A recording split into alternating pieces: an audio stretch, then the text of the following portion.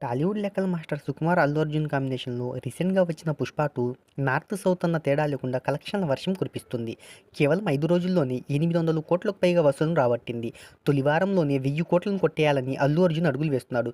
ఇప్పటికే చాలా ఏరియాలలో 'బాహుబలి', 'త్రిబుల్ ఆర్' రికార్డులను బద్దలు కొట్టింది. ఇప్పుడు 'పుష్ప 2' కన్ను ప్రభాస్ రీసెంట్ బ్లాక్ బస్టర్ 'కల్కి 2898' పై పడింది. ఈ చిత్రం 6 రోజుల కలెక్షన్లు తెలుసుకోబోయే ముందు ఒక చిన్న రిక్వెస్ట్, మన ఛానల్లోని వీడియోస్ చూసి నచ్చితే సబ్స్క్రైబ్ చేసి లైక్ కొట్టి షేర్ చేయండి.